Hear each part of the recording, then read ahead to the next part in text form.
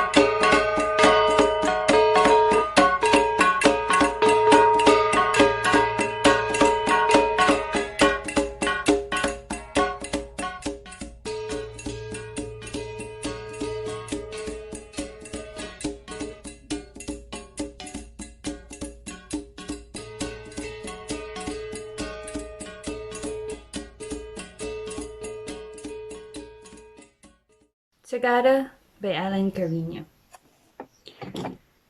It will rest on the back of a dream I had when I was young. The pines bleeding fresh as air beneath the radio tower's power lines. I was a child. My family spiraled round the core of the mountain.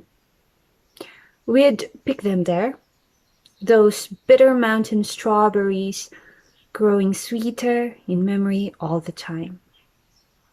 Dreams will wear down a thing until it's round as a pebble on a beach, as perfumed as pine resin, or fine as the lines of a poem, until it's air. Compared to the smell of this breath-wet air, through this bus window, now, returning up the mountain trail, the radio sings. Right down the line, it's been you and me. It's true. The dated tunes, the dream of a postcard sent from a distance, Sagada through the cloud bank, and pines, emerging, like coming back to the ground. To things that have spiraled round my head for a life, made strange by lack of air or sounding up against themselves. Now, the Pines View Hotel has a view of the Pines Hotel across the street. The mountain province also rehearsed beneath an opening curtain.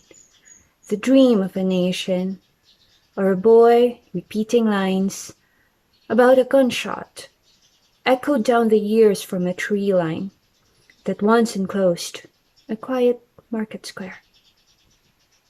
The story surrounding his parents' departure, how his father burned reams of paper while his mother fled with the children, with me, to an airplane. A weight like a mountain rests on the back of that, the spine of my tongue, trying to lift the Philippines into my mouth, to line it with the taste of mountain strawberry. And all around, the fog fills the air, thick as a dream. Minak by Scott M. Saboy. This poem starts with an epigraph from Bienvenido Tapang Pigeoneers, The Grazing Lands of Cafaguay, published in Fragments of a City's History, edited by Delphine Tolentino Jr. The epigraph is this. The best recalled grazing land of the Baguio Cariñas during Mateo's generation was Cafaguay. The grazing land covered the prairie traversed by a creek that eventually became Burnham Park. In Cafaguay was a section called Apunan, where salt would be spread on the ground and a horn would be sounded at certain hours to summon the livestock to feed. Cows, carabaos, and horses, grazing from as far as Camp John Hay, are remembered to come stampeding from many directions to answer the summons. Minak is the old name of Burnham Lake. Minak by Scott M. Saboy. You have grown, dear Minak. You have grown.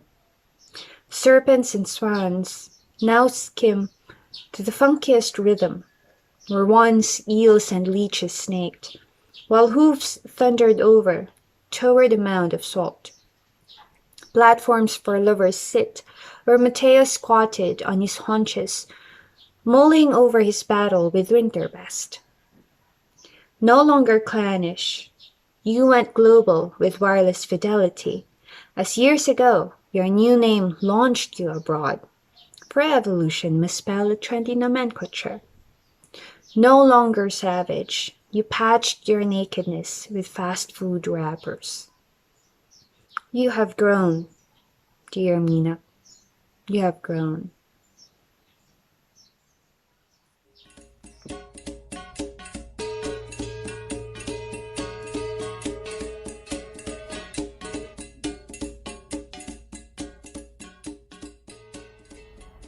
Shifting the Center by Scott McCutcheon Saboy. Shift the center to the margins, and let centuries of muffled cries be heard over the hegemonic din, and let chronicles of victors be read again with other tinted lenses, and let correspondents of humankinds interrogate the five-wived husband some more. When center becomes margin, and margin becomes center, how vexing becomes the page of the book. Lullaby for my siblings and cousins. Idiubi nga kabasit, innalanak ti ansisit, intaraynak jesirok ti kamantiris. When I was small, an ansisit snatched me, took me to a kamantiris tree, then I never knew what happened. It came to me one night, the ansisit that snatched me, took me to a kamantiris tree, and left me there. I longed for Inang to sing us that lullaby once more, on siesta or in bed at night, for this time I should know what would happen. I asked you to tell me a story so I could go to sleep, and you refused, but we started singing lullabies. We refrained and gave in to rest the day, after invoking the spirit of our childhood. Umaykan, back from the land where the unseat once brought us, half asleep.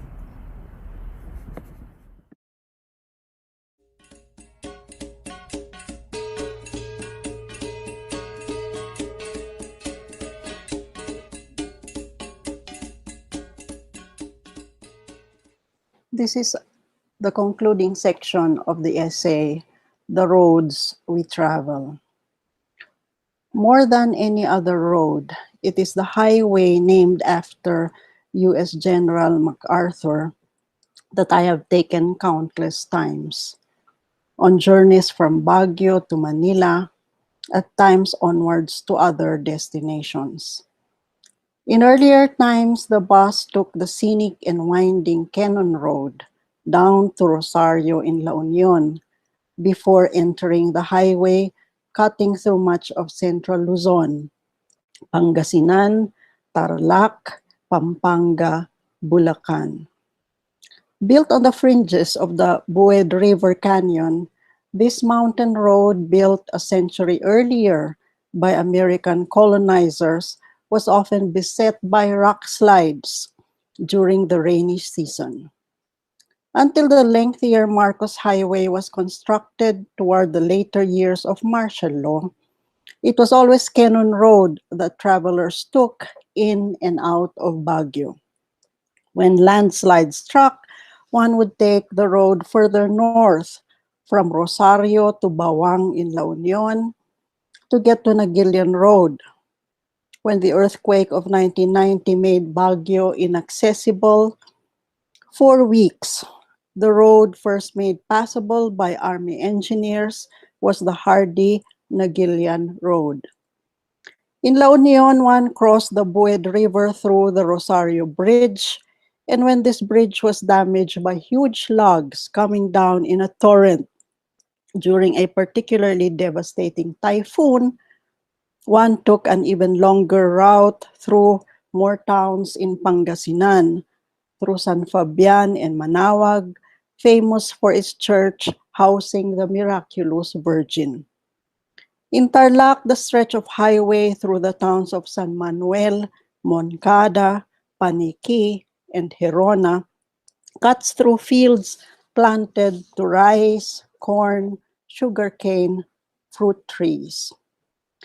When the North Luzon Expressway was finally built, one no longer took MacArthur Highway through Bulacan, but rather made a turn into the expressway entrance from Mabalacat. I remember numerous trips leaving MacArthur Highway in Mabalacat, and always I would notice an old house with a huge yard and the man-sized figure of an angel in the garden. The house had huge capiz windows that opened wide, the better to bring in some air. At times it seemed one only partly inhabited, and the sense it evoked was one of mournfulness as one passed by. Surely it had seen better, happier times.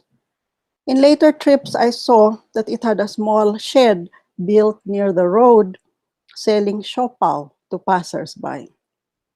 The house appeared even more run down, though the figure of the angel remained in the yard, overgrown with grass and a couple of fruit trees with branches hanging low.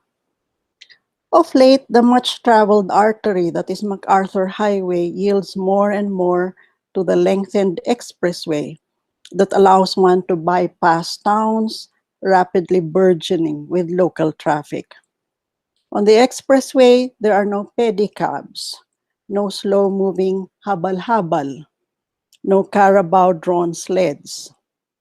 Yet it is through travel into small towns that one partakes of the life of places along the way.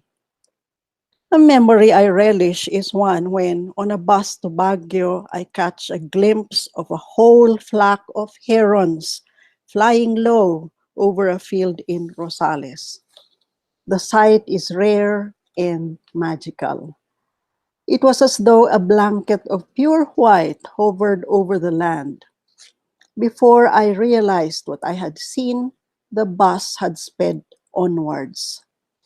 Then, too, I remember a wearisome trip back through the old familiar road with a large moon suddenly appearing above the horizon, hovering brightly over the mountain road.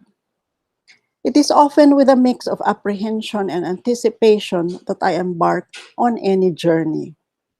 I think of the dangers lurking on the roadside and imagine fatal mishaps that come to pass, even at the slightest miscalculation. In some of my earlier trips through MacArthur Highway, terrible vehicular accidents left gory and bloody images in my memory, making me shudder long after the incident. In Vietnam, a car I was riding lost its brakes on a downhill road just as it was following a slow-moving truck into a park entrance.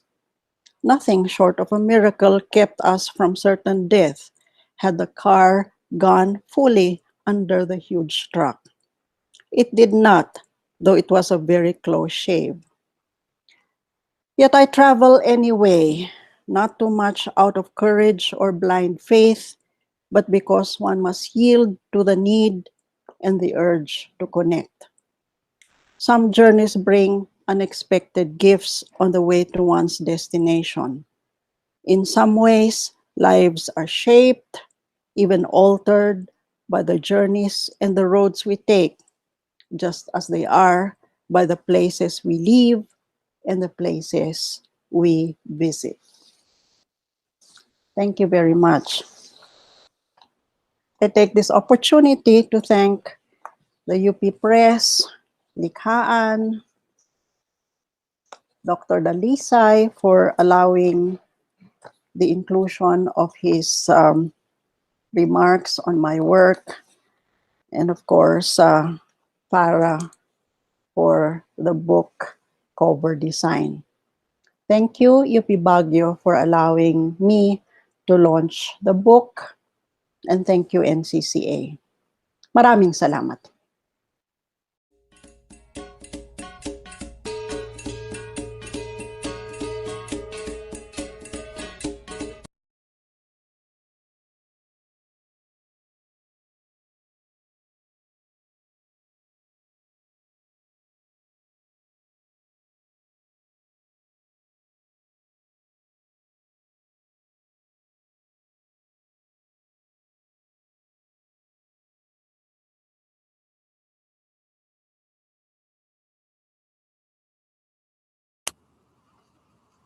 Good afternoon.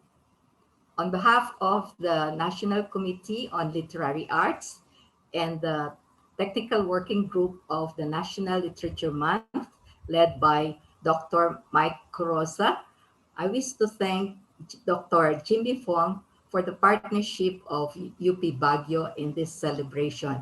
Maraming salamat po. At sa inyo ring mga staff, maraming salamat. Congratulations din kay Dr. Presi Macansantos sa paglo-launch ng kanyang libro. Gusto ko rin pasalamatan si Dr. Butch Dalisay sa pagpapaunlak sa aming paanyaya upang siya ay magsalita tungkol kay Carlos P. Romulo. Maraming salamat. At kami ay excited na makinig sa kanya. At nais ko rin pasalamatan si pambansang alagad ng sining Virgilio Almario na siyang aming advisor sa Technical Working Group ng NLM. Siya po ang nagbigay ng ideya sa amin una sa pag-imbita kay Dr. Dalisay kasi kakaunti lamang maaring makapagsalita tungkol kay Carlos P. Romulo. At siya rin ang nagbigay ng ideya na i-relaunch itong ubod bilang pag-aalala sa anibersaryo ng kamatayan ni Emilio Jacinto.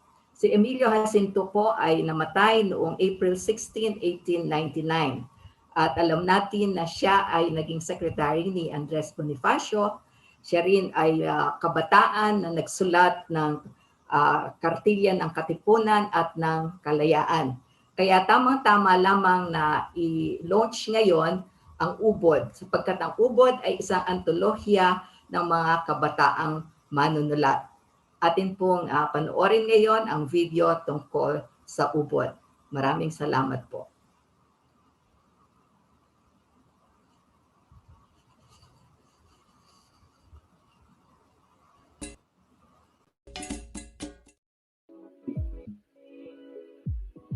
Mula sa National Committee on Literary Arts o NCLA ng NCCA, malugod naming inihandog ang antologiyang Ubod.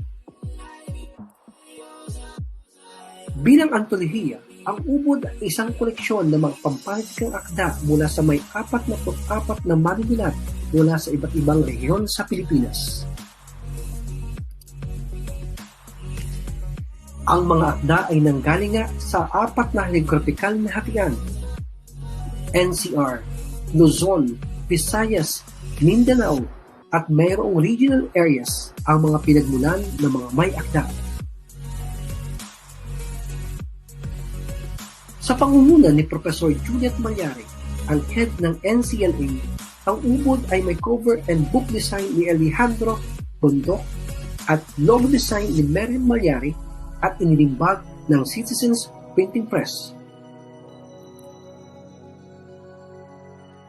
Tunay na mayaman ang Ubod sa iba't ibang akda, iba't ibang paksa at sensibilidad, batay man sa lugar o hindi, mga partikular o universal na danas o saloobin, hayagan man o hindi, pero may mga kinalaman sa relasyon, panganib, tunggalian, panibugho, politika, pagnanasa, karahasan, relihiyon, nasyonalismo, kataksilan, kababalaghan, kawalan ng katarungan at marami pang iba. Sa Ubod, itinatampok ang mga bata at umuusbong pa lamang ang mga nagpakita ng husay at galing, bagamat hamak na nag-uumpisa pa lamang o maging yaong bago sa larangan o anyong pinangahasan. Hindi lamang tumutubo ang Ubod, kapansin-pansin din ang kanilang pangingibabaw kumpara sa iba. Sa may 484 na pahina, narito ang Ubod. Masasalamin sa mga akda ang samut-saring mukha, kung sino o ano tayo, buo o basag, tungo sa iba't ibang anyo ng katotohanan. Salubungin natin ang Ubod, basahin at ibahagi. Maraming salamat po. Malugod namin inihandog ang Ubod Online. Ang Ubod Online ay batay din sa kalipunan na nakalimbag na Ubod. Kaya oo, mababasa rin dito ang mga akda mula sa 44 na manunulat. At tulad din ng nasa Ubod Print Edition, ang Ubod Online ay naglalaman din ng mga obra mula sa 11 regional areas ng NCR, Luzon, Visayas at Mindanao. Ang Ubod Online ay inayos at dinisenyo sa pangunguna ni Dr. Hope Sabanpan Yu, ang kasalukuyang direktor ng Cebuana Studies Center. Samot-sari rin ang mga paksa at usapin na matatagpuan sa Ubod Online at napakadaling hanapin. Accessible, kumbaga, ang mga kwento, tula, salaysay at marami pang iba dahil nga online at walang babayaran kung babasahin ang mga ito. Narito ang Ubod Online ng bagong boses sa panitikan. Kilalanin natin sila at ibahagi sa iba ang kanilang mga akda. Mula sa NCLA ng NCCA, narito ang Ubod Online sa ubod.ph.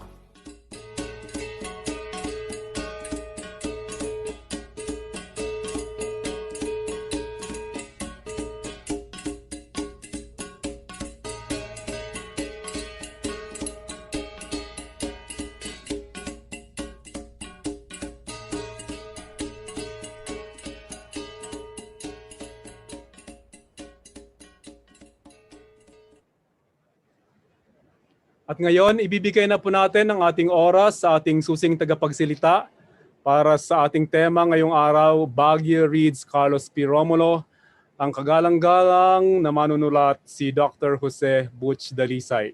Dr. Dalisay, sa inyo na po ang oras.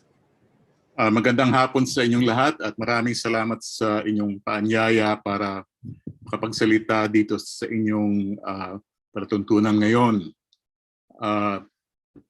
Papasalamat din ako kay kaibigan Juliet at si Dr. Malyari para sa kanyang pamumuno sa NCLA at syempre pa kay kaibigang Rio Almario na siya palang dahilan kung bakit ako magsasalita ngayon.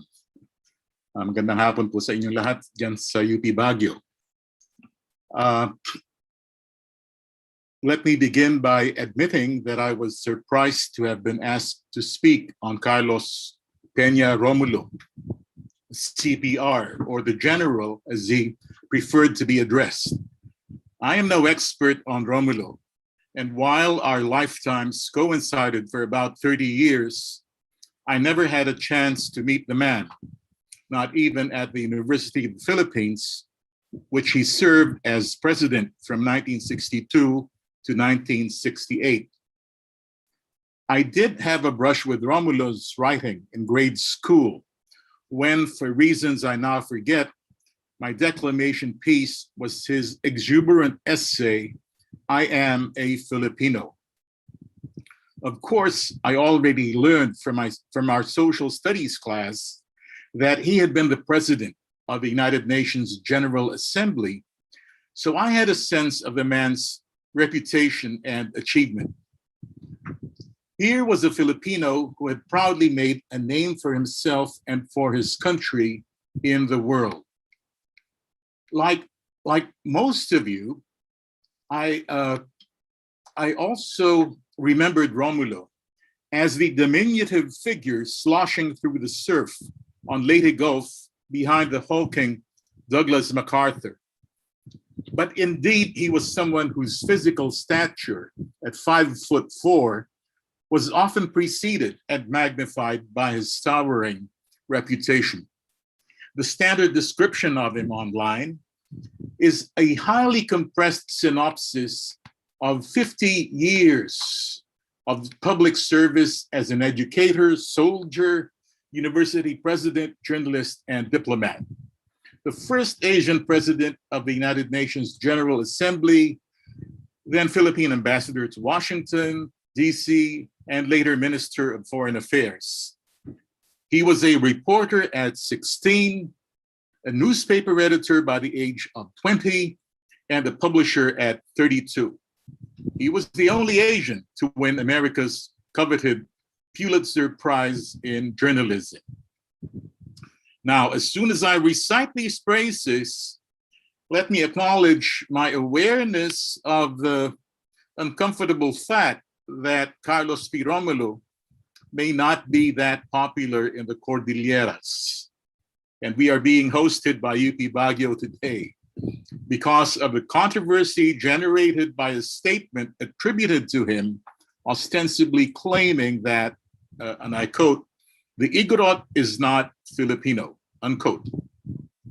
Not having seen the original statement and its context, I will not go into that today. Also because it could be worthy of its own symposium for another time. Perhaps we can just agree for the time being and without any specific reference that even famous people can say the silliest things.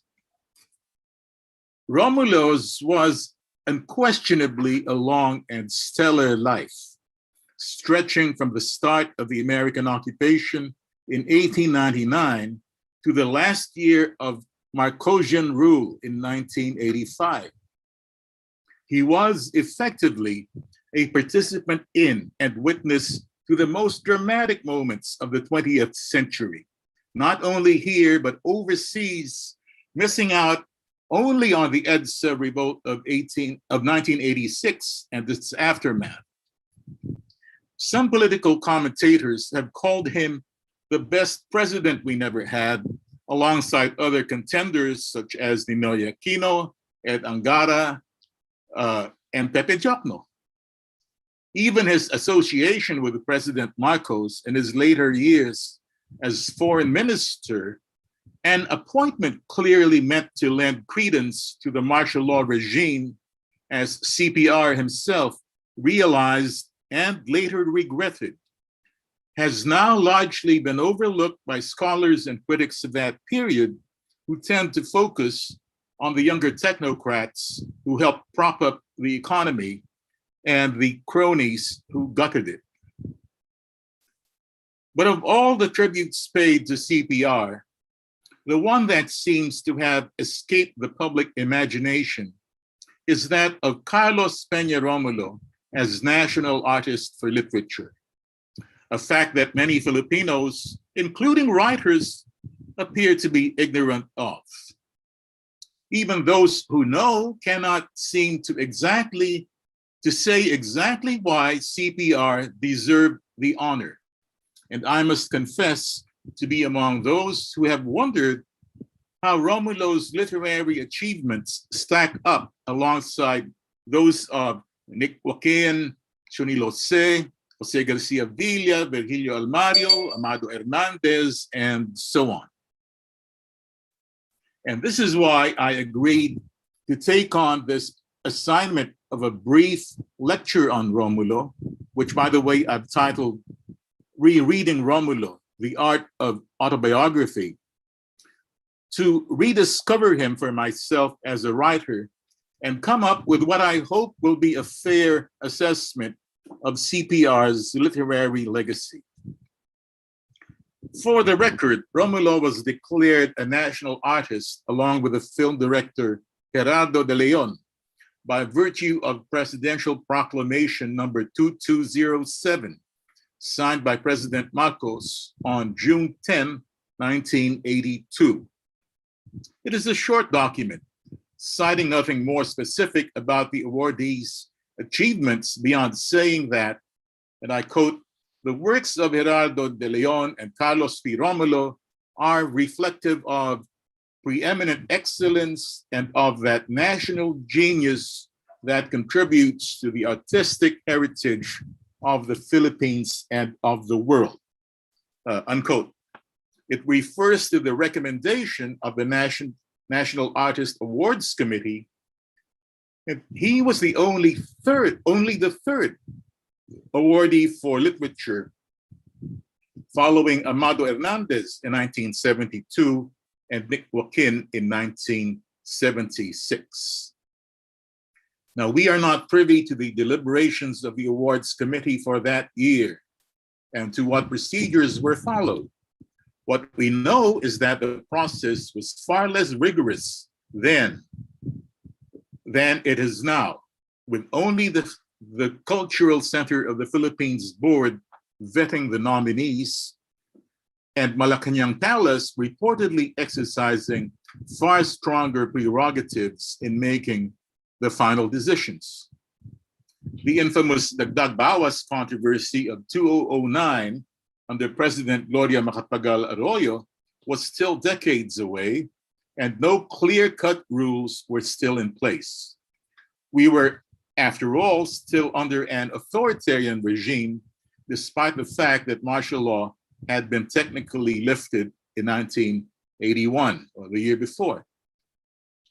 Now, there arose, therefore, the suspicion that CPR was summarily given the National Artist Award by Marcos, whom he served as foreign minister from 1978 to 1984 as a political favor or reward. And given the way some succeeding presidents, Ramos, Estrada, and Macapagal Arroyo, used presidential prerogative to award certain favorites, this may not have been entirely speculative. We will return to the political considerations later, but putting politics aside for the time being, the niggling question remains: what exactly should Carlos P. Romulo be recognized as a national artist for literature for? What can he teach contemporary Filipino writers? That Romulo was a prodigious and talented writer cannot be disputed. He is on record as having published 22 books, including one novel titled The United, published in 1951, and a book of plays, but comprising mostly what we would today call creative nonfiction, autobiography, biography, and historical reportage. Much of it, again, involving his own person, himself. Unfortunately, I was unable to secure and read copies of the novel and the plays because of the lockdown, but I managed to locate a synopsis of The United, the novel, online, and was surprised to find it set in New York involving American characters. Kirkus Reviews summarizes it this way, and I quote, Major McKenna King, in his early 30s, a product of Long Island's North Shore, Park Avenue duplex apartments, and Princeton and New York Cafe Society, arrives at Idlewild Airport after 7 years in Europe with the Air Force. Here he is welcomed by Julia Thatcher, his fiancée, and the daughter of a newspaper magazine film studio tycoon. His father, a successful broker. Shep Nichols, a reactionary columnist for the Thatcher newspaper syndicate, and Jack Adams, who wants to make a deal with Russia. Now, bypassing this world of striped suits and striped hats and stick pins, McKenna becomes an assistant delegate at the United Nations and sets up his own personal Jeffersonian ideal that the UN is still the last best hope of man. A topical excursion into the inner workings of the UN and diplomacy, but characters and action and ideas become heavy in a fictional framework, unquote. So that's the capsule description and a kind of review of a CPR's only novel, as far as we know. Now, perhaps even more surprisingly, the novel had some success. It underwent 11 editions between 1951 and 1954 in English and Spanish. CPR became UN General Assembly President from 1949 to 1950 at the apex of his international celebrity, which could account for the novel's popularity and certainly its theme, which was central to the anxieties of the post-war planet. But I strongly doubt that this was or could be the main foundation on which his literary reputation rests. Neither could it have been Daughters for Sale, a book of 4 short plays in English that he published in 1924, nor the juvenile poetry he wrote in his high school days. Rather, and after reviewing the evidence at hand, I propose that it is Romulo's nonfiction reportage that distinguishes him most strongly as a writer of and about his time, and one of the most articulate chroniclers and propagandists of the Philippine mid-century. Much of this achievement has to do with Romulo's uncanny ability to position himself in our history as witness and party to some of its most momentous events. He lived an extraordinary life that led him from Camiling, Tarlac to Columbia University, and then back to the Philippines, where he became a teenage reporter, then editor, then university professor, presidential advisor, aide-de-camp to General MacArthur, a US Army general, and the last man off Bataan, as one of his book titles says, post-war diplomat, presidential candidate, foreign secretary, and international statesman. That life and his encounters with the world became the raw material for his books and his reportage, which won him the Pulitzer Prize for Correspondence in 1942. But if you want to know Romulo and his times, look no further than his 1961 autobiography, I Walk with Heroes. Now, he wrote other popular books, such as the aforementioned Last Man Off Bataan, I Saw the Fall of the Philippines, I See the Philippines Rise, Mother America, and My Brother Americans, all of which were published in the United States. But it is his autobiography that best displays him as a master of what could be a vanishing literary form in these days of Twitter, Instagram, and generally abbreviated instantaneous commentary. I have to say that I was not expecting to appreciate the book and its author as much as I eventually did. It is a pleasurable, engaging read written by someone who has a story to tell and knows how to tell it. The problem with Romulo, to be plain about it, is, well, Romulo. Like most people whose reputations precede them, he invited the impression of possessing a well-nourished ego, which the armchair psychoanalyst would say was likely a form of overcompensation for his short stature. Indeed, his autobiography, if not his life, appears to be deliberate overcompensation, proof of a point being made and made again. Romulo pointedly refers to himself at least 3 times in the book as a small man from a small country, appropriating a derisive description thrown at him by his detractors. But it is a rhetorical gambit, an excuse for him to launch into the inevitable allusion to David and Goliath, which he used to great effect at the United Nations, where he tells us he had to stand on a stack of New York phone books to be seen at the podium. In the company of taller men, he declared that, and I quote, he felt like a dime among nickels.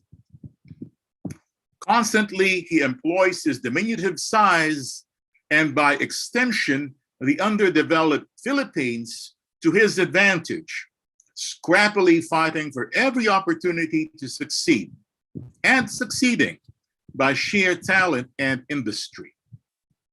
He admits to some shortcomings, mathematics being one of them, but clearly these are outweighed by his abilities.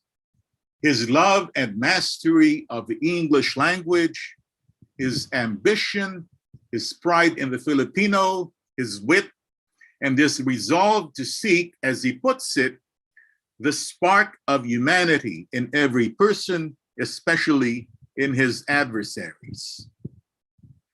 Several interesting aspects of his personality as a bon vivant also emerge and recur throughout the book, such as his firm belief in the importance of good clothes to convey high seriousness. This natty dresser becomes something of a ladies' man and an ardent suitor, although he wooed them one at a time. He studied dancing, preferred the Waldorf Astoria, loved oratory, and treasured his wife Virginia and their children. Even when he remarried after Virginia's death, and much later in life, he remained essentially the same person. And in his 70s, had no problems proving his manhood, as his second wife, Beth de Romulo, attests to in her own candid and breezy biography, The Writer, the Lover, and the Diplomat, published by Anvil in 2015. He had a great respect for learning and would later say that of all the high positions he held in his lifetime, he valued his presidency of the University of the Philippines the most. He was proud of his dozens of honorary degrees. And one story goes that when that lengthy list was read out at a university convocation in UP, Jose David Lapuz, who was then a young wag, remarked that, "Why, Mr. President, you have more degrees than a thermometer." Not quite true. Bethany Romulo counted 83. All his qualities came to the fore during World War II, when temporarily detailed to the US government and assigned to inform American audiences about the war in the Philippines, he wrote, "I saw the fall of the Philippines and planned to embark on a lucrative speaking tour to promote the book." But he got a stinging rebuke from Quezon, who wrote him to remind him that he could not go on any such tour on government time. Romulo had been waiting for a cabinet appointment in Quezon's government in exile, but Quezon wrote him to say, "Your real career, as I have repeatedly told you, is in the literary world, as a writer or speaker or both. Fame and wealth are open to you in this field, and I would only be too glad to extend to you any help I can give, although I think you are self-sufficient in this respect, provided you do not mix private with public business," unquote. Now, these dualities between writer and public official, civilian and military, patriotic Filipino and American admirer, academic and activist, would accompany and define Romulo throughout his life. They may have been a problem for Quezon, but they came to Romulo naturally. And he believed that he had reconciled them in his heart and mind. His father had fought the invading Americans, and he himself had witnessed American atrocities as a boy during that war. In the US, he was appalled by the flagrant racism directed at Negroes and Orientals. But he clung steadfastly to his faith in a Mother America, in her promise of freedom and democracy, despite her duplicity and contradictions. He was as much a cold warrior as John Foster Dulles, seeing communism as the greatest post-war threat to the world. But he reveled in his ability to make personal connections with his Soviet bloc counterparts in the UN. The figure of Quezon hovers over much of the autobiography as one of the heroes Romulo walked with and worshipped. The cunning Quezon betrays him numerous times, only to charm Romulo back into abject submission. Because Romulo says, despite everything, Quezon loved the Philippines and had its interests at heart. Romulo also installs Jose Rizal, William Howard Taft, Douglas MacArthur, and Ramon Magsaysay on his pantheon of heroes. He could not have been unaware of the frailties and banalities of these men, especially MacArthur, whose consuming ego surely overshadowed his, but they concerned him far less than what he saw to be their commitment to freedom and to the Filipino people. What we get at the end of I Walk with Heroes is, to be sure, a varnished portrait of CPR and his contemporaries. But not incidentally, we also follow a nation in progress, emerging from colonialism to post-war independence. And therein, I suggest, lies the value and Romulo's strongest claim to literary fame, in his ability to interweave the personal with the public, not on the tiny frame of selective memoir, but on the wall-sized tapestry of comprehensive autobiography. It is, I think, a diminishing art for many reasons. Our writing has become increasingly smaller in scope and ambition, ever more intensely focused on the individual and his or her internal predicaments to the neglect of the larger picture. As I have often remarked, we are not a nation of novelists, but of short story writers. Very good short story writers, but wanting in the vision, the stamina, and the discipline to pursue the novel. Those of us in the unusual position of being close to the centers of power and privy to its secrets lack in either the literary articulation or the moral courage to share what we know. Accustomed to tweets and Facebook tags, our writers and readers today think of time in terms of fleeting seconds and lack the memory and capacity for historical reflection. And then again, perhaps we simply lack the kind of larger than life personas, and pun intended, that CPR and his contemporaries represented. With or without ghostwriters, our presidents no longer write their autobiographies or even their memoirs, as Quezon and Elpidio Quirino did. Perhaps they fear that the written word will return to haunt them. But then again, why should autobiographies be expected to tell the whole truth and nothing but? More than biography and more than fiction, autobiography is an art fraught with danger and distrust because the autobiographer's self-interest will ultimately prevail. As one wag put it, autobiography is usually honest, but never truthful.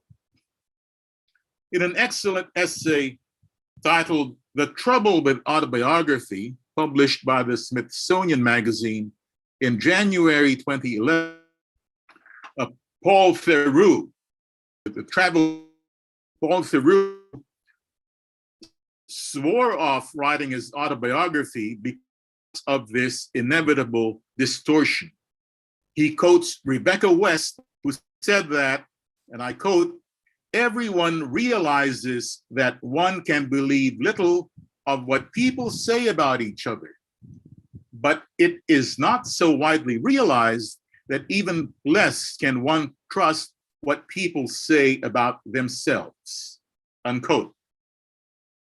Theroux also quotes William Somerset Maugham, who asserted that no one can tell the whole truth about himself. Theroux argues that fiction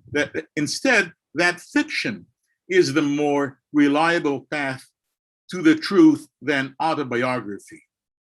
And he says, "I think I would find it impossible to write an autobiography without invoking the traits I seem to deplore in the ones I've described: exaggeration, embroidery, reticence, invention, heroics, mythomania, compulsive revisionism, and all the rest that are so valuable to fiction," unquote.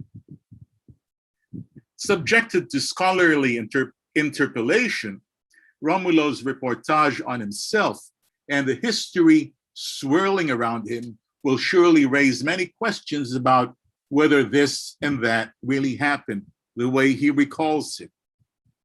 I know that some historians, for example, have questions surrounding his Purple Heart Medal. But he is a master of narrative, and until otherwise proven, will tell a good story well enough to be believed. As fastidious as he was about his suits and uniforms, He clearly sought to portray a positive image of himself as the avatar of his people, a small man from a small country for which no autobiographer in his position can be faulted for attempting. Now, the question is, are all of these good enough for Carlos P. Romulo to be considered a national artist? Did we award the work or the man? Now, thankfully for me today, that question has been rendered moot. I will say that there's no doubt in my mind that he was a great Filipino, which may be even harder to achieve than becoming a national artist. Thank you for your attention at marami pong salamat.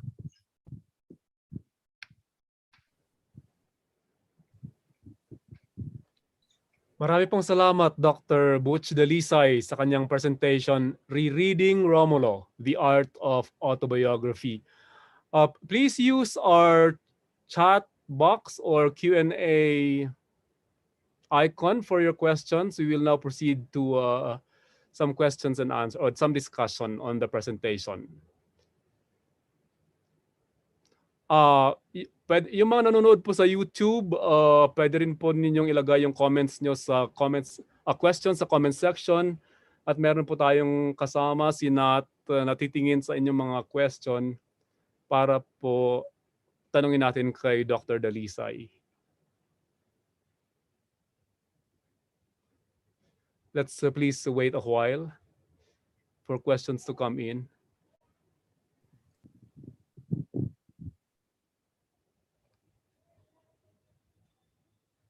So, but while we wait, sir, you mentioned something about the CPR claiming his presidency at UP as very important. Yes. We have information or anecdotes on his presidency and what were his priority programs and what happened to UP from 1962 to 1968, sir? This was, this was before my time, so yeah. I was not very aware of Romulo as president of UP. Nabutan ko si S.P. Lopez, whom Romulo incidentally worked very closely with. What I do recall from my readings is that Romulo was practically installed by Macapagal. He was President Macapagal's personal choice to be UP president. Dumaan din sa Board of Regents, but it was basically President Macapagal's choice that he become president. I think Romulo really valued UP because this was where he began when he was a very, very young instructor and then assistant professor at the Department of English and eventually the chair of the Department of English. I have a very early copy of the Philippine Collegian from its first year in 1922, and Romulo was already very active then on campus. He was a professor. He had just arrived from Columbia University. One of the things that Romulo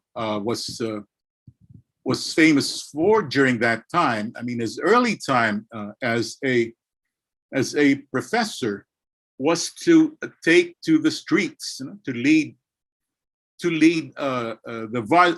the varsity news to a demonstration against the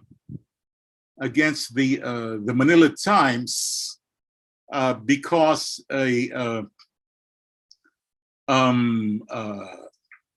of some political differences that they had. So Romulo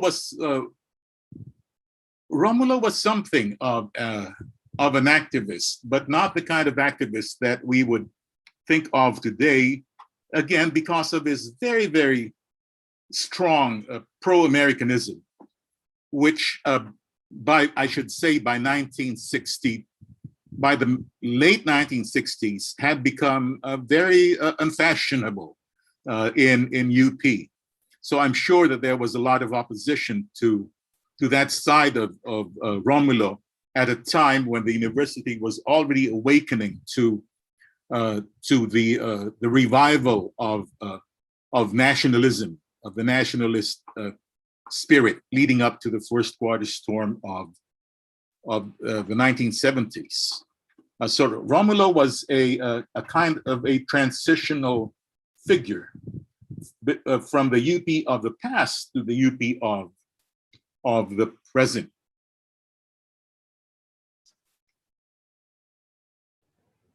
Thank you, sir. So it's your very department, the Department of English. Is it the same department now? It's a very, very different department. But Romulo's, you see, the kind of English department and the kind of UP that Romulo inhabited was one that was very strongly tied in with American academia. Romulo was, let's remember, he was a pensionado, one of the later ones. And it was the practice of the colonial government to select the best and brightest and send them to American universities so that they would reinforce the colonial administration when they got home. And that's exactly what Romulo and his contemporaries achieved. And that held sway until way into the 1950s. Ako nga masasabi mo na part pa ako ng siguro pinakabuntot niyan as a Fulbright scholar in the 1980s. Patuloy pa rin naman yung Fulbright, pero much diminished na ang impact or influence, I think, ng America as a center for academic and scholarly learning today than it was in Romulo's time. So Romulo was very much part of that effort to promote and to support what he saw to be American ideals of democracy, even if, again, when he was in America, that America was, and in many ways still is, a racist society. But he separated that kind of America from his vision of the democratic ideal. He was living in this mindset that America was still the fount of freedom and democracy, and that it was its strongest legacy to us, quite apart from the English language. Very interesting. Yeah. So we have two comments and questions here, but first from Professor Michael Coroza. Mike. Hindi tanong, pagbati at pasasalamat lamang. Maraming salamat po, Sir Butch, sa pagpapaunlak na magsalita tungkol kay Carlos P. Romulo. Mapagmulat at kahanga-hanga ang muling pagbasa ninyo sa kanya. Mabuhay po kayo. Salamat din, Mike. And then we have a question from Madam Priscilla Macansantos. I'll ask her, please, to ask the question. Presi, please turn on your mic. Our freshly retired professor at UP Baguio and also a distinguished writer. Yes. Presi, please turn on your mic. Habang wala pa si Presi, babatiin ko muna siya sa kanyang pagbabasa kanina mula sa kanyang bagong libro. I found it very fascinating reading these accounts of her physical and metaphorical journeys, and I look forward to seeing the book itself. Thank you, Butch. Can you hear me? Yes. Butch, thank you for allowing allowing me to include your 2012 remarks in the book, and I'll send you a copy as soon as I get one. But my question, really, I typed it out naman, is this. If you were to prepare a reading list, a Carlos P. Romulo reading list for literature or creative writing students, what would it be? Well, there is actually already a Romulo reader, which I see. excerpts from his most popular works. But what I would really urge people to read is his autobiography, Etong I Walked with Heroes, because it's actually very engrossing reading. From the point of view of a boy from the barrios, it's not quite true what one blurb says, that this is a rags to riches story. I must correct that impression. Romulo was never in rags. His family was pretty well off, but it's fascinating how one man's journey through life reflects that of the nation, or at least of a certain segment of it. You know, the liberal intelligentsia, which and of course kind of privileged intelligentsia rin, because he was able to do a lot of things that most Filipinos could never dream of. Much of his other work is polemical, you know, very, very strong and consistent rant basically against post-war communism. He did write a biography of Ramon Magsaysay, and of course, it was his wartime reportage that won him the Pulitzer Prize. You know, I still have a copy of one of his books. I saw the fall of the Philippines, which parts of which are blacked out. You know? May wartime censorship pa noon, and he was forced to black out even when the book was already printed, some passages, because they supposedly gave away things which were meant to be kept secret about what happened in certain military operations. So even from that, you can get a sense of the, shall we say, the chattiness of the man, of his desire to, again, tell stories. Although, again, sometimes tayong mga manunulat, we get a kind of a sixth sense, a suspicion that maybe some of these incidents are being kind of finessed, because they seem to be so interesting, or kind of so just remarkable.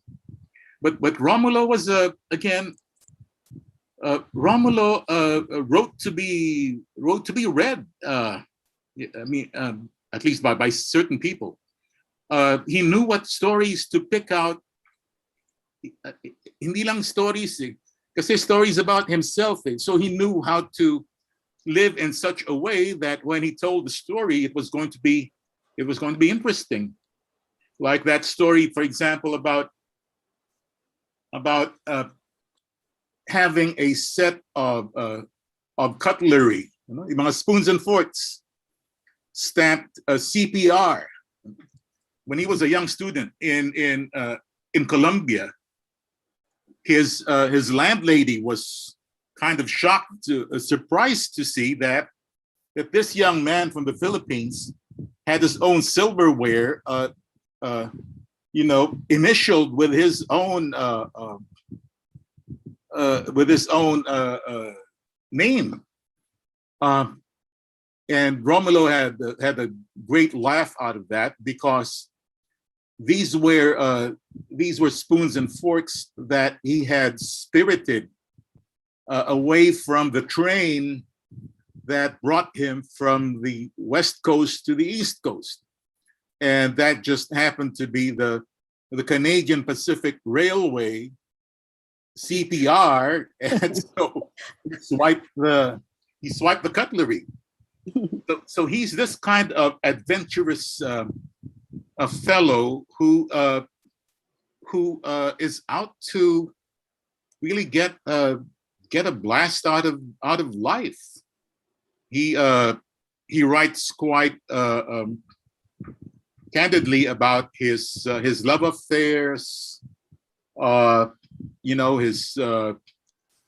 his heartbreaks. He almost married an American woman before he was called home, and mabuti na lang, because when he was called home, that's when he met Virginia, and so they got married. And later in life, he did marry an American woman, Beth de Romulo, whose autobiography, by the way, is also a fun read, a very, very candid autobiography.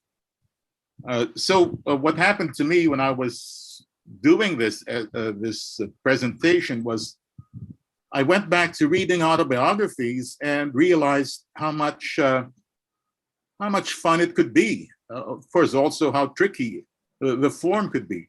At nangihinayang nga ako na parang wala nang gumagawa ng ganyan ngayon except to kind of settle scores or to really inflate one's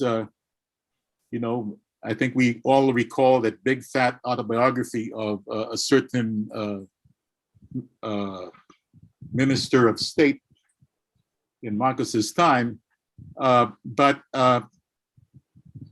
yung kay Romulo kasi, there's a certain exuberance to it. But I'm not forgetting for 1 minute that there is a political agenda here,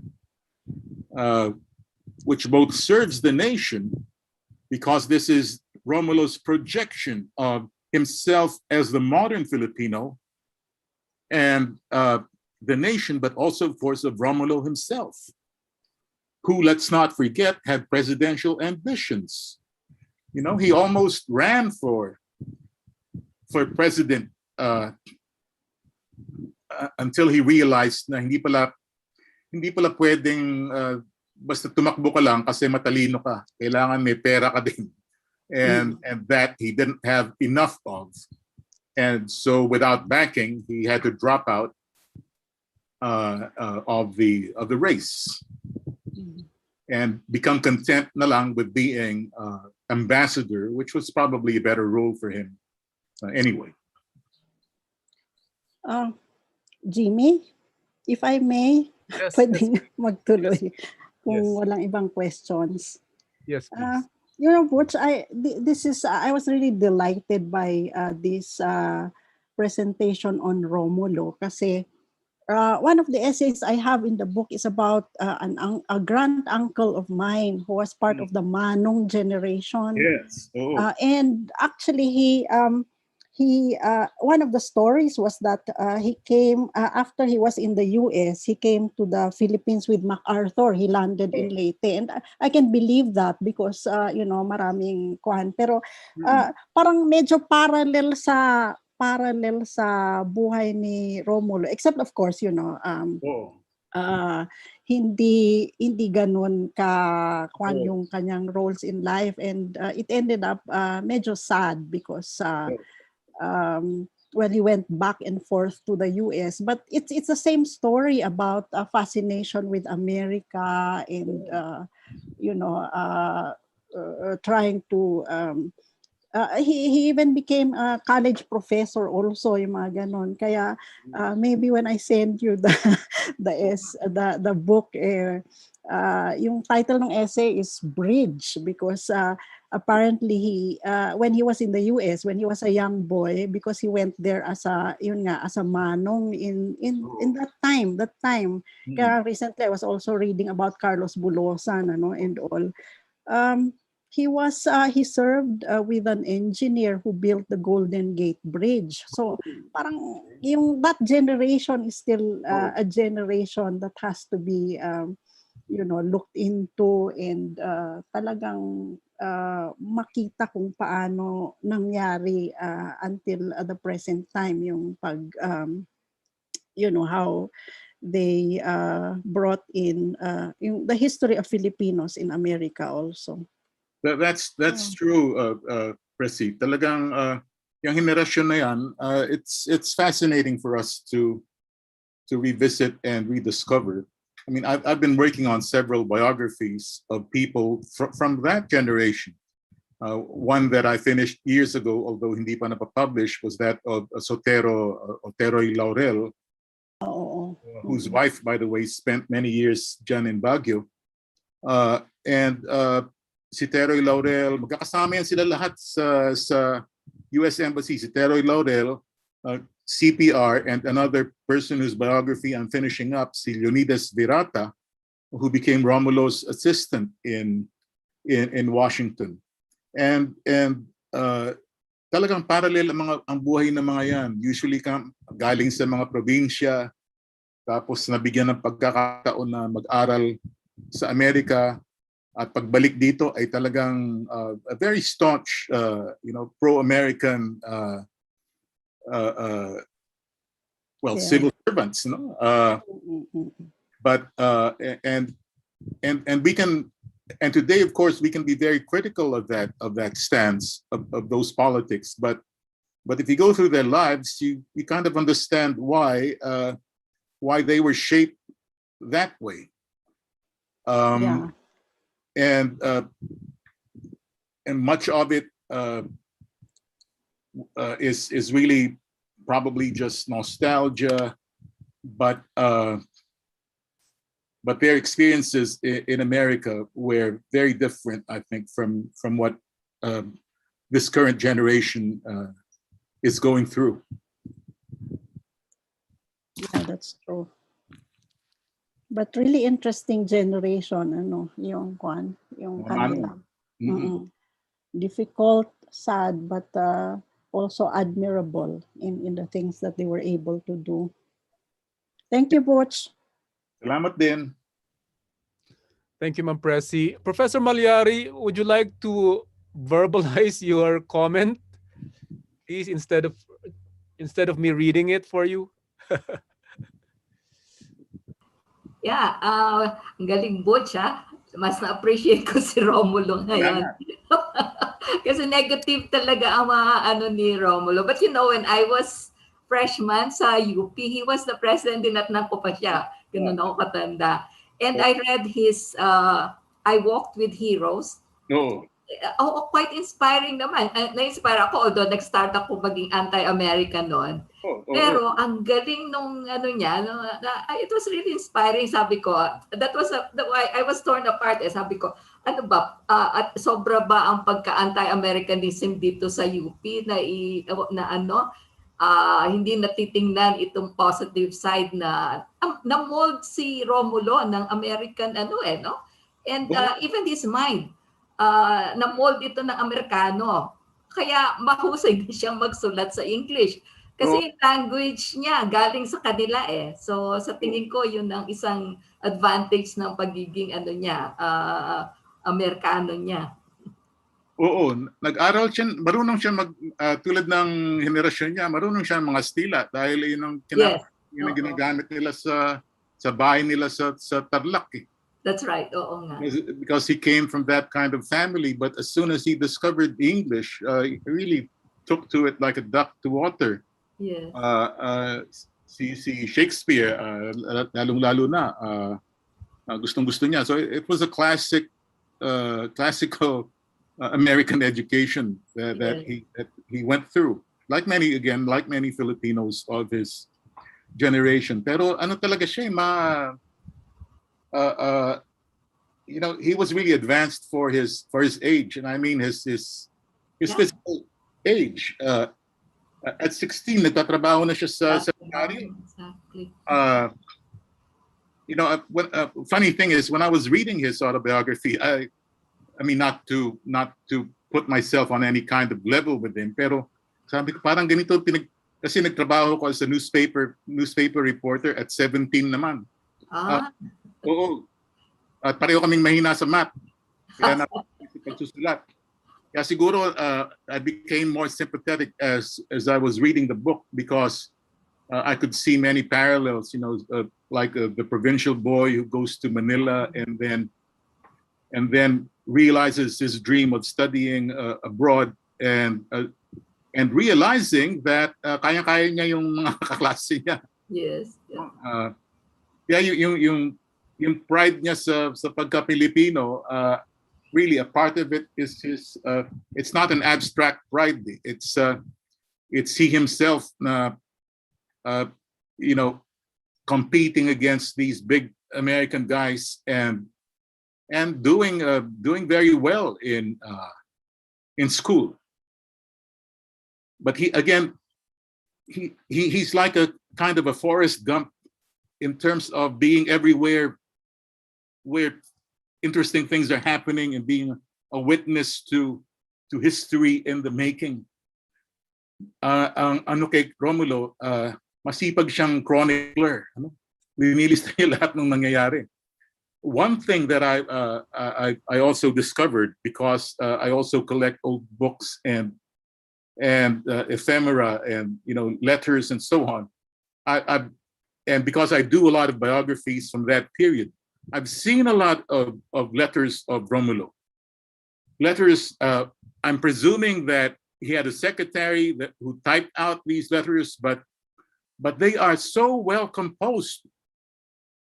Even when he's just saying hello, mga tatlong paragraph yan na, very nicely put and also very nicely signed with his signature. He had a pretty nice signature.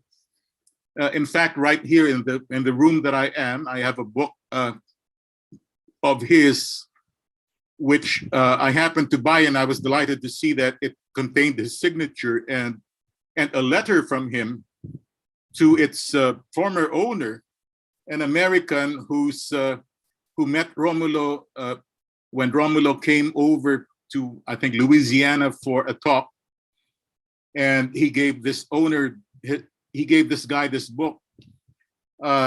Sinalubong siya para maging driver niya, tapos nabangga sila nung gabing yon.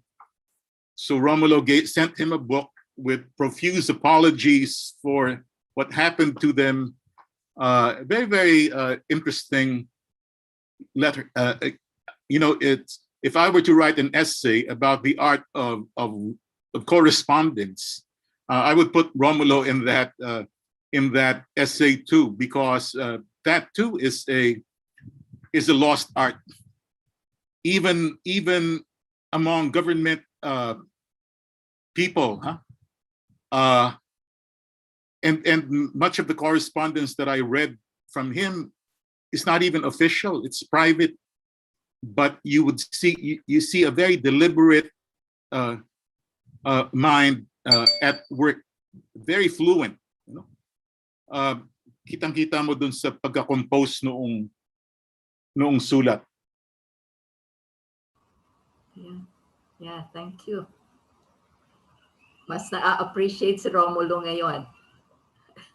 Matagal ko rin pinag-isipan yan eh. Sabi ko noon, nung una ko narinig na national artist para si Romulo, like many people, ang sagot ko, ay bakit? Oh, that's true. That's true. Saan? Yes. Ano bang sinulat niya? I think it's still a valid question when you rate him against, say, si Manong Frankie o si Villa o si Nick Joaquin. Yes.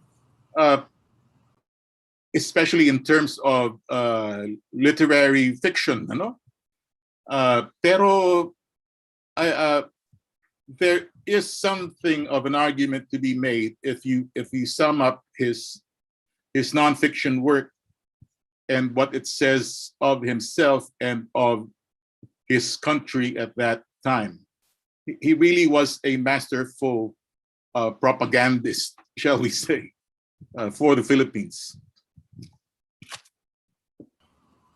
Yeah, if only for that, we will really, maganda talaga siyang pag-aralan, Oh, with all of his contradictions and yes, kinds of debates that his views will certainly incite at this point. Maybe he's the closest to a national artist for literature from the north, ano? Kasi Tarlac pala siya. Talak siya. Kaya sa Baguio namin ginawa itong reading Carlos B. Romulo because it's from Tarlac. Wala bang national artist for literature na? Well, si Si Frankie pala. Oh. Sorry, I forgot. Before she became Negrense, ano muna yon, Gadang. Oo nga.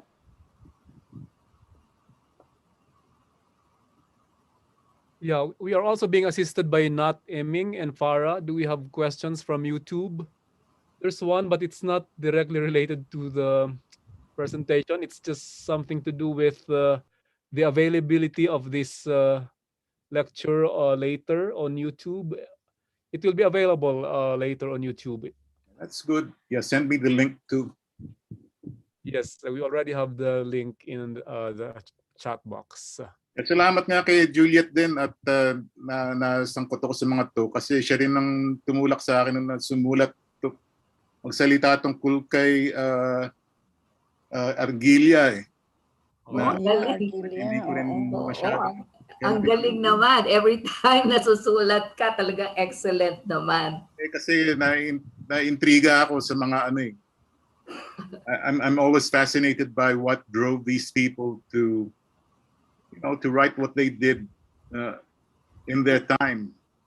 And you're an excellent biographer. Kaya maswerte itong mga binabasa mo. Sana.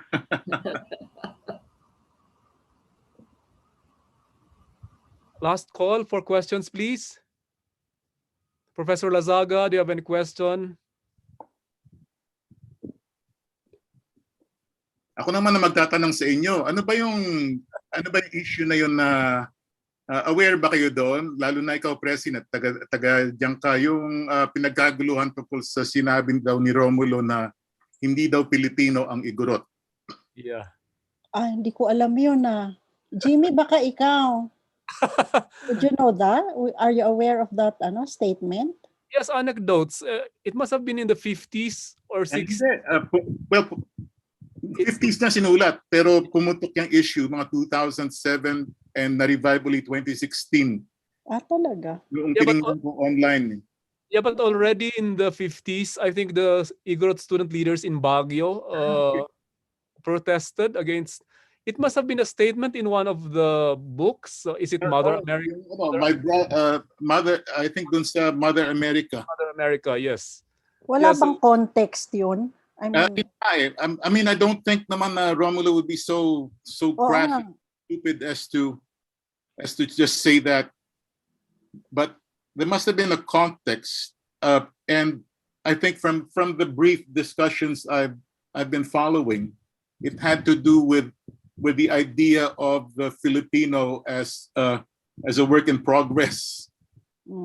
And I think the defenders of Romulo's statement were saying that in terms of the Igorots and the Moros being people who did not who were not subjugated by the who resisted Spanish rule, and therefore did not count themselves as the people who were thought of as Filipino then.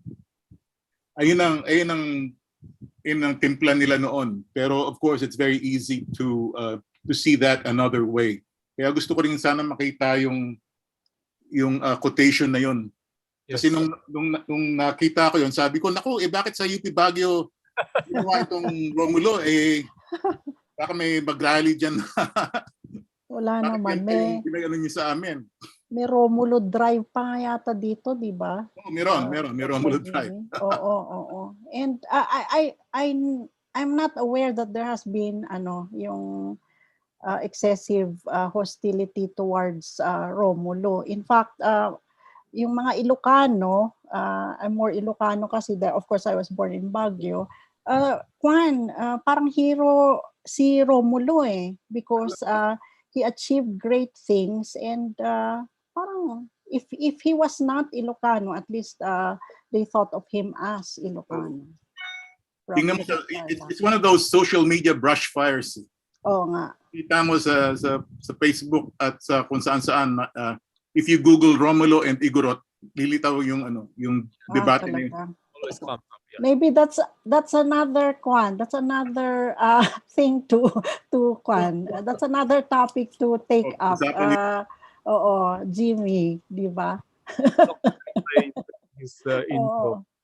Yeah. Sure. Do we have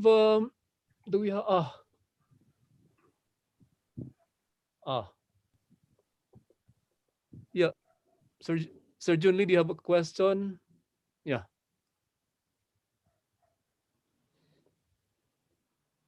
Last call. Okay. Wala na. As is now the culture in Zoom meetings, so we will now have a picture taking. So everybody turn on your cameras, please, and join the group picture. For documentation, kailangan siguro ni Ma'am Juliet ang documentation. Sino kukuha? Nat, on mang may. Yeah, we have been assisted by Nat Emig and Para and our UP Baguio Systems Network Office with Don and Kim. Okay? Yung kukuha. Ready. Ayan. 1, 2, 3. Thank you. So yes, so thank you very much, Dr. Dalisay. Salamat. Thank you. Thank you, Butch. Salamat. Thank you, Dr. Bye-bye. Malihari, for Presi. partnering with us. Thank you to Thank you. Professor Lasaga and Buti Professor pa si Butch na bakunahan na. Sinuwerte, nakalusot. Thank you. I would like to thank the Cultural Committee of UP Baguio, led by Farah and assisted by Nat Eming. Thank you, everyone.